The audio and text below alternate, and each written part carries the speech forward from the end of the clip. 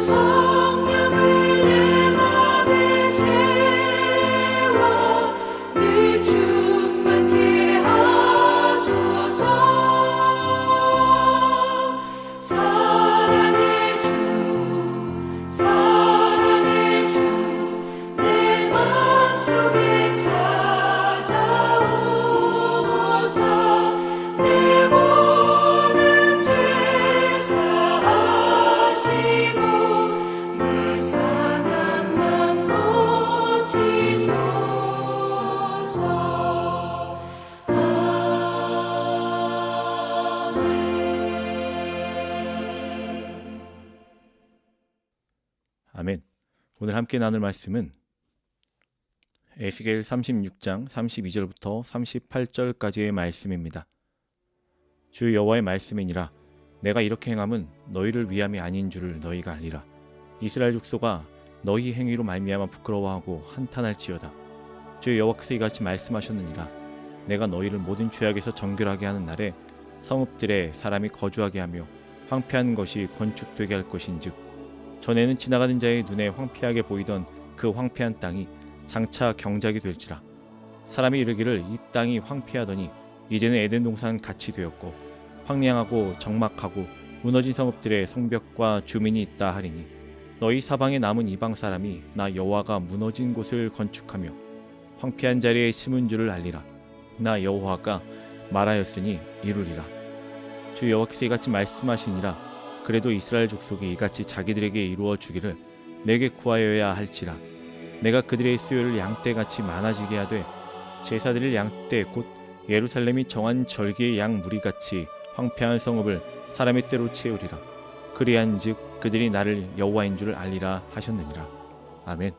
오랜 시간 힘듦이 지속이 됐고 또한 나의 주위와 환경이 어떤 희망과 소망이 없는 시간들이 계속 지속될 땐 우리 가운데 그런 생각이 들기도 합니다. 과연 내가 다시 일어설 수 있을까? 다시 회복이 가능할까? 다시 예전으로 돌아갈 수 있을까? 인생에서 무너지는 순간은 분명히 있습니다. 건강이 무너지기도 하고요. 관계 속에 어려움을 겪기도 합니다. 때로는 이 어려움 상황 가운데 믿음이 무너지기도 합니다. 삶의 의욕도 무너질 때가 있습니다. 이 시간들이 계속 지속되다 보면 포기라는 것을 합니다. 과연 가능할까?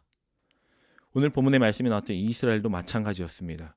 나라를 잃었고 성전도 무너졌고 예루살렘은 폐허가 되었습니다. 그동안 하나님께서 계속 말씀하셨지만 과연 이들에게 진짜 회복이 가능할지, 절망 가운데 살 수밖에 없는 이 상황 가운데 우리가 다시 예전으로 돌아갈 수 있을지에 대해서 고민하고 또한 그들 마음 가운데 우리는 이제 끝났다라는 마음이 주어지기에 충분한 상황과 환경이었습니다.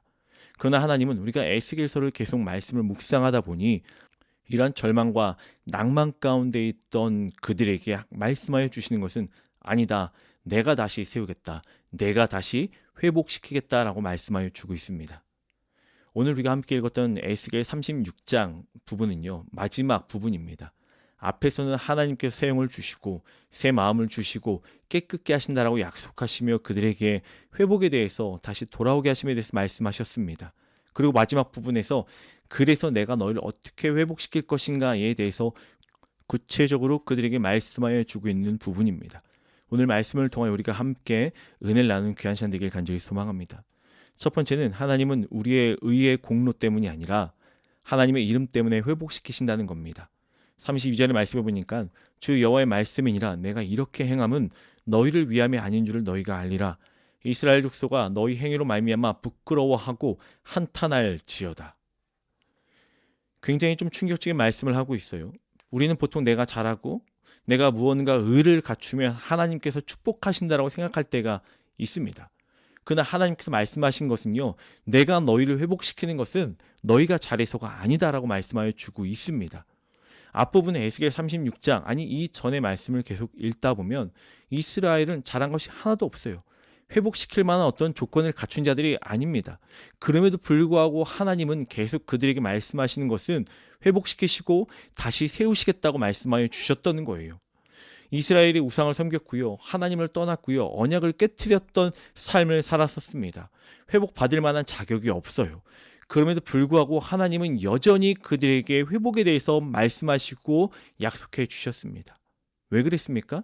오늘 본문의 32절의 말씀에 분명히 나오죠. 주 여호와의 말씀이다. 내가 이렇게 행하는 것은 너희를 위함이 아닌 줄 너희가 알아라.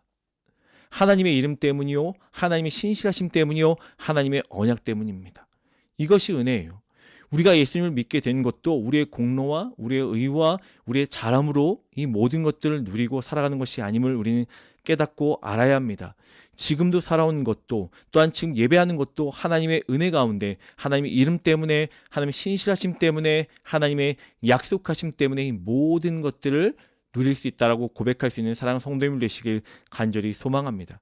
그러기에 성도는 자랑할 것이 없습니다. 오직 하나님께 드릴 만한 것은 감사하는 삶이요 그 은혜를 알며 겸손히 살아가는 것밖에 우리가 할 수 있는 것이 없음을 고백하는 삶들이 되길 간절히 소망합니다. 우리가 너무너무 좋아하는 찬양 가운데 은혜라는 찬양이 있습니다.